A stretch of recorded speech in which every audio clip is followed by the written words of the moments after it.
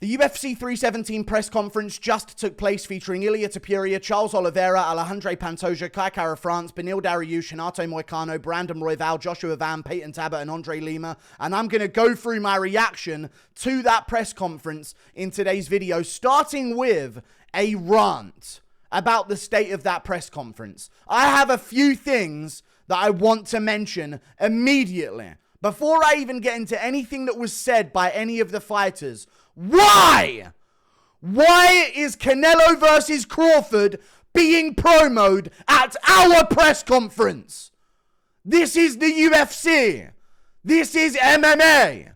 Why are we sitting through a Canelo versus Crawford promo at our press conference?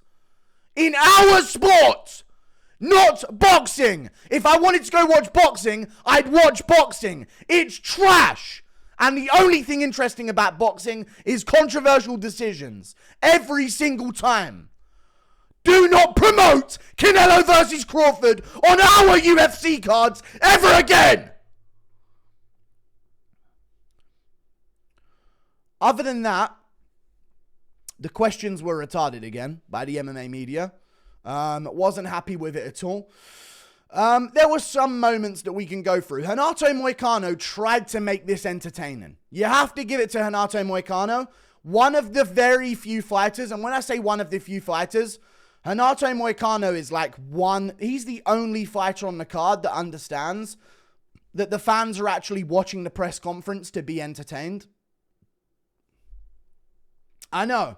Crazy revolutionary mindset from Renato Moicano when it comes to going to one of these press conferences, but he actually has an idea to try and entertain the fan base. And as punishment, I'm actually being serious here, Renato Moicano jumped in on a Beneil Dariush question and started talking over him and going crazy.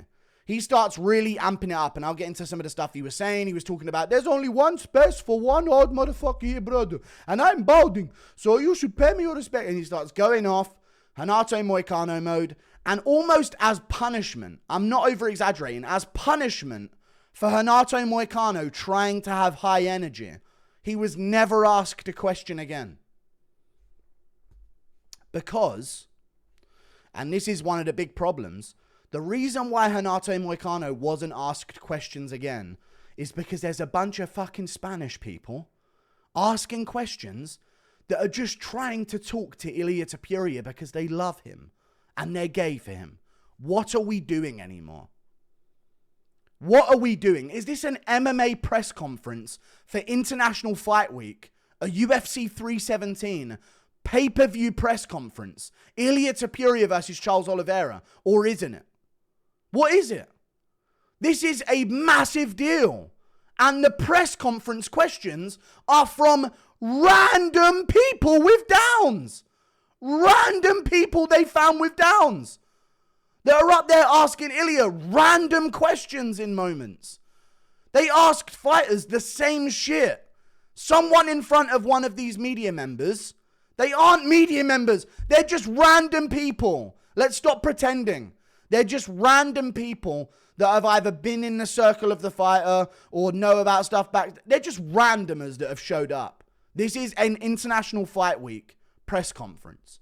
Ilia Topuria, Charles Oliveira. Someone in front of someone will ask a question and the person behind them will ask the same fucking question, despite it just being said a second ago. They will ask Dana White a question that they know he's not going to answer. Stop asking him what's next for Ilia after he wins this weekend. That's not an MMA media question. Dana's going to say, oh, come on.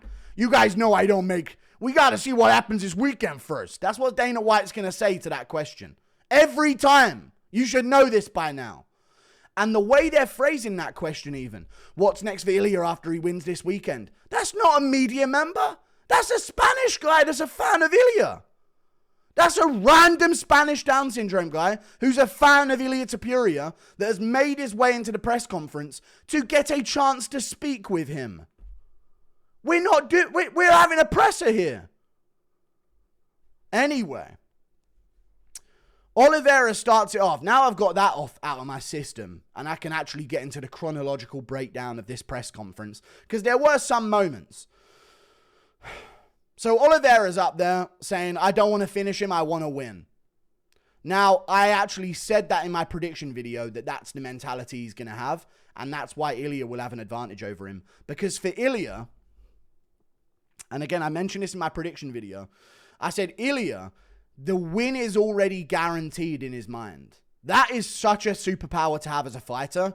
Ilia's predictions aren't if he's going to win or not. His aim isn't to win, it's to destroy. Like, how am I going to finish them? Ilia is like a level ahead, confidence-wise, going into these matchups, probably because he's undefeated and, you know, it's his personality. But still, that could either backfire or it could really carry him through his career, because we'll see how patient and calm he is in this first round. But he looks calmer and calmer every fight, looser and looser. Nerves don't get to him, so that's a big mentality difference. Oliveira's here to win, not to get a finish. Ilia Topuria is here to not just win, but also get a finish on top of it. So just a little bit of a difference there. And then he said, Ilia said, and Ilia, by the way, I don't know, maybe the weight cut's real bad for him. Dana White put the cup down again, and Ilia glanced at it a little bit, so I'm assuming that's going to get posted around as a crazy moment of promo. Great work, Dana. That's just Dana doing his promo. He knew what he was doing there. He said, that's wishful thinking. Vamos! And then just said vamos, and the crowd went, ah. He said vamos. And that got the crowd going. Other than that, Oliveira had a couple boos, but he wasn't really being booed, I wouldn't say. Oliveira was being cheered pretty much, but he heard the boos. So he said, you think I care about these boos? I was forged in the fire. I'm ready for this. Pantoja aura farming with Happy Meal sunglasses. I can't remember why I put this there. But Pantoja was aura farming with like these literal Happy Meal sunglasses. Again, I'll repeat it. Like Barbie sunglasses. I don't know what he was wearing, but the guy had these like really weird glasses on, and he was just sitting there being all stoic. I wish the crowd would give more pop for Pantoja, because he's actually one of the most exciting fighters in the company right now, pound for pound. Like, he's one of those fighters where no matter what, you're getting entertainment.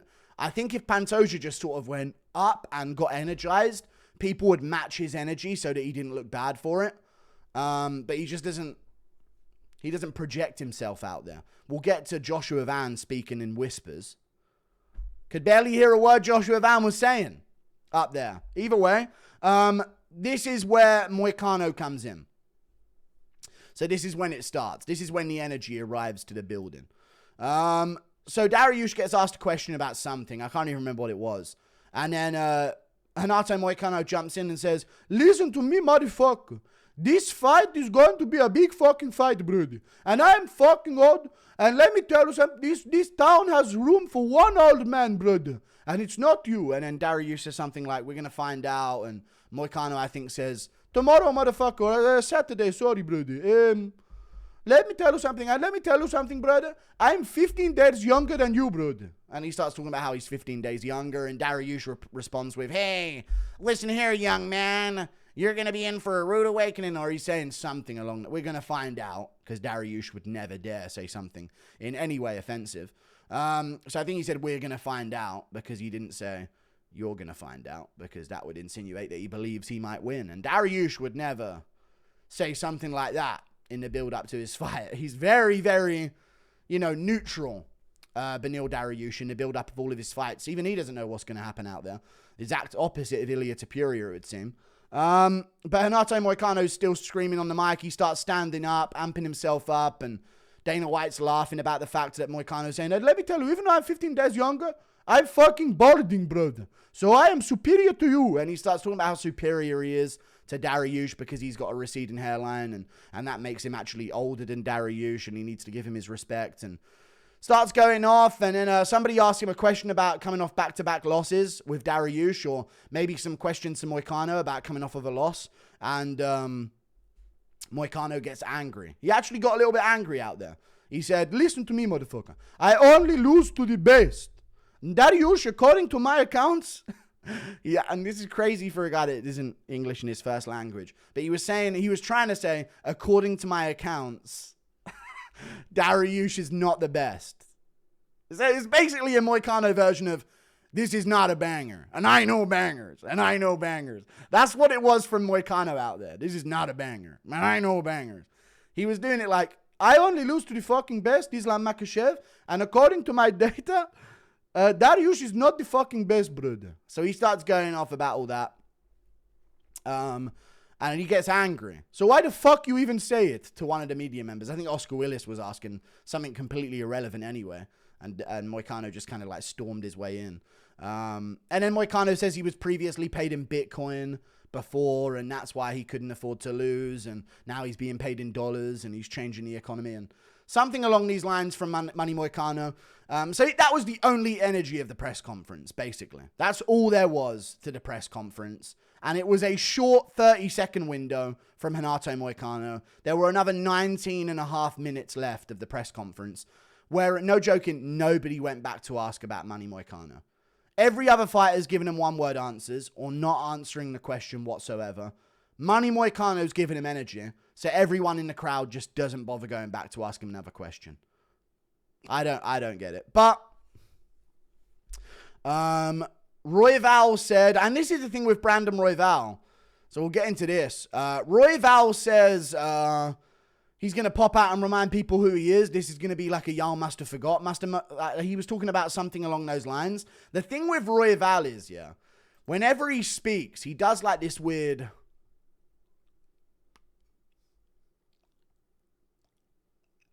like that afterwards. It's a really strange thing that like people in my like secondary school used to do after they speak. I can't explain it other than that, but like it's like a young nervous teenager tick to give a little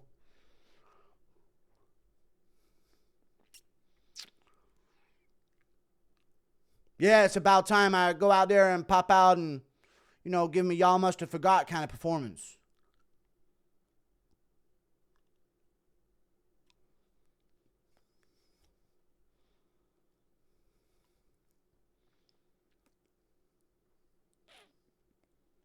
That's what Royval does. I don't know why he does that, but it's uncomfortable. And I hope I make you uncomfortable by doing it.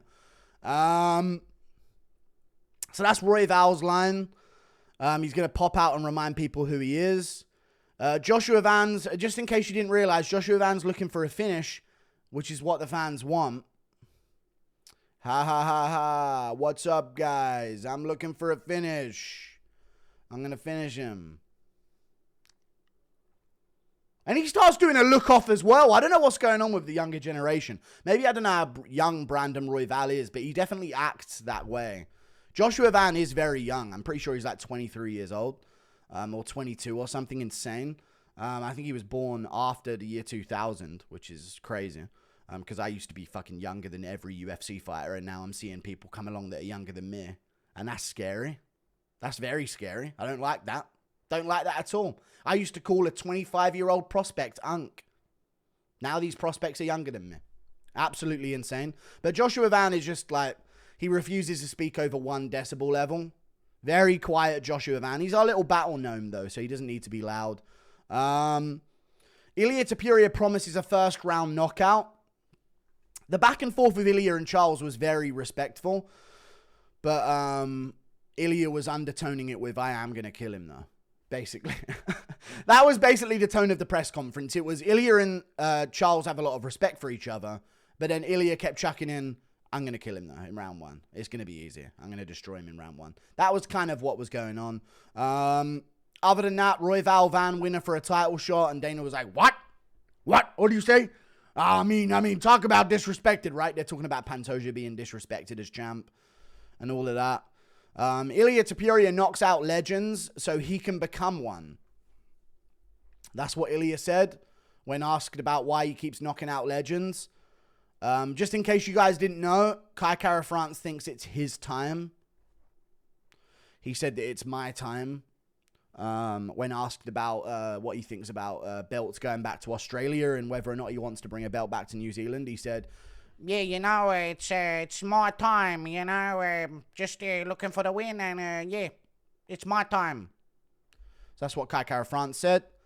Ilia, all respect to Charles, but I'm doing my job. And these are the one-liners we're looking at here. Oliveira and Topuria guaranteed entertainment worth the money. They were saying that they're going to make it a fun scrap, and you know what you're getting when they fight. And Ilia says if you see it, then you will achieve it. Went full Luke Rockhold at one point. Ilia shuts down the Makhachev question. That was a moment. Makhachev got brought up by a media member, and Ilia went, we don't give a fuck about him. Move on. Move on from that. Or save that question. We don't give a fuck about him. And he starts basically just removing all talk of Makhachev going into this fight. Joshua Van, the winner of the title, will have to come and see me. That's what Joshua Van said. Number 12 ranked Joshua Van. You've got to respect the confidence from Joshua Van there. You just have to. He's number 12 ranked in a division. Getting his biggest test, and he's saying very quietly, you could have missed it if you didn't listen close enough. The winner of the title is going to have to fight me. They'll have to see me. If they win that title, they're going to have to come and see me next. Like, you're literally the contender, but fair play from Joshua Van. Topuria says Oliveira is going to wake up on the floor. So he started, I think Topuria realized he was being boring as fuck, basically. And nothing really was going on. And he didn't have any charisma. So he started chucking out some like really blunt, bold statements about Oliveira. So saying he's going to wake up on the floor after he's done. And then some Spanish guy comes up. And again, this is what I'm talking about when they're just trying to get a conversation with Ilia. Just starts talking with him in Spanish. We ain't outside of fucking Home Depot, mate. Move on. You know what I mean? We're at a fucking UFC press conference. What are we doing here? You know? We're not waiting outside a fucking taco truck just discussing the fucking day. Oh, like, how was your roofing today? Oh, it was not too bad. I don't want to hear the yapping. Some random Spanish guy's there with his hands like this, by the way, underneath him, like, oh, it's my time to speak to Ilia. Like, he's actually like this.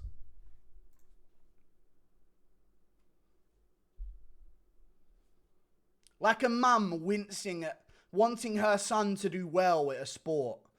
Oh, but wincing as she watches. Like, genuinely, that is the body language this guy had. And he's up there yapping with Ilia. Yapping with him. We don't get no translation. Late we get one. And then Dana's like, what?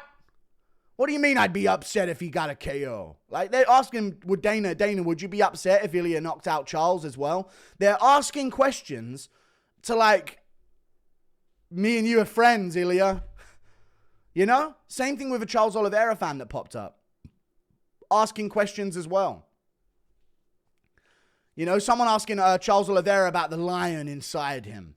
And it's just these questions that are like trying to befriend the fighters and get all chummy with them. While also getting... It's just so unprofessional for a fucking massive fight like this. And then I can't stand the media members' questions. So he gets asked about being a wounded lion. And the lion's still in him. And Oliveira says a wounded lion's still a lion. But I'm not wounded. I'm good for this one. So that was a line. But that's really what it comes down to, though, man. These media members are just fucking retarded. And I don't know where they find them. There's a couple good ones. Oscar Willis asks a couple good questions. He got the Money Moicano reaction. You know what I mean? There's a couple good media members. John Morgan's going to ask the same shit every time. Let's just say what it is. Maybe now and again someone else will pop up and ask a unique question. Someone asked, when's he coming to Spain? Of fucking course they did. Of course they asked Dana when he's coming to Spain. Can't fucking help themselves but ask that shit every time. When are you coming to so-and-so? When are you coming to so-and-so? Every time. And most of the media is just, when you hear their voice, you're like, fucking hell. You know? A couple of the professional media members are there. Yo, what's up, man? Hey, what's up, guys? Just thought I'd ask your first question for so-and-so. But then you get to halfway through the press conference, I swear you start hearing voices like this. Hey, what's up? I'm here from so-and-so sports. And it's just some absolute tard there about to ask the dumbest shit you've ever heard that Dana mishears, makes them say again, and then only to respond with in the end anyway. Whatever, you guys. I mean, come on. Come on. The fights haven't even happened yet. That's all we're going to... And it's just bullshit every time. But shout out to Money Moicano for knowing that the fans are watching and trying to be entertained. He literally jumped in my live chat after the fucking press conference.